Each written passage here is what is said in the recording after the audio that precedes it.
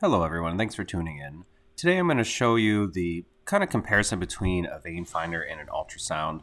The primary reason is just to demonstrate depth in what you're seeing when you use a vein finder.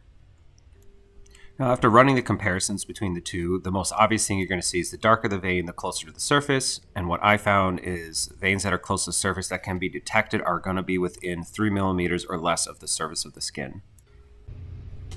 Now we can see there, that's a nice looking hand vein right there. It's pretty close to the surface within 3 millimeters. As I move towards the medial side of my hand, some of the veins you can see right there, they get a lot smaller, but still viable, used for a smaller gauge IV. Again, these are all very superficial veins, which is why they're showing up. As we move up the arm, we look at the basilic vein, and I wouldn't recommend cannulating up above the elbow, but people do it, and obviously in a pinch you're going to have to do that. But again, this is my arm. I'm relatively skinny. I don't have any adipose tissue. These veins are going to show up pretty good. They're all within that 2 to 3 millimeter range.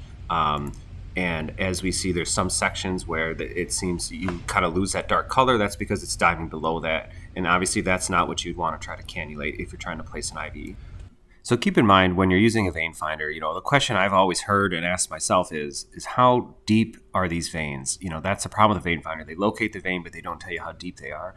From the research I've done, and it's really nothing special, anything greater than 3 to 4, you're going to start not seeing the vein anymore. You'll see a very faded line. You can kind of see that in my arm a little bit. There's some aspects of the lower forearm veins that are a little bit more faded. Those are going to be the ones that are a lot deeper.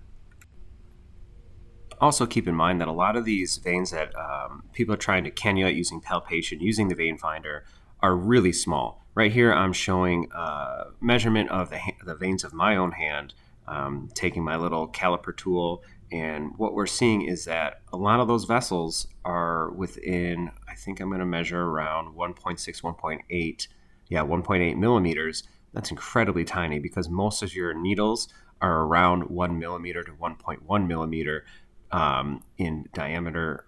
So you really don't have a lot of wiggle room, which is why a lot of people also go through veins. Finally, the last thing I want to talk about is something called vein tenting.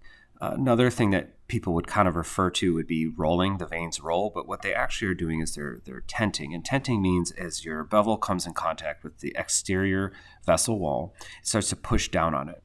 Our needles are sharp, but they are not sharp enough to avoid this situation. As you apply downward pressure, the vessel starts to kind of collapse underneath the pressure.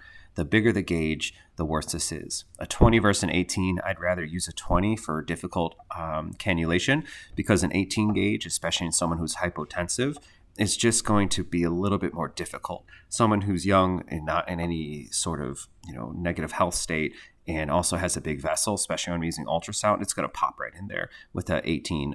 Even something bigger, I guess, would generally drive in a little better. But again, as you're trying to put these IVs in people, you're using your vein finder, just keep in mind, you're taking aspects of depth and you're considering how small the vessel itself is, even a little tiny vessel. As you're coming down, your veins tenting, it's kind of pushing a little minutely deeper, like 0.5 millimeter. It's not much, but it's still something.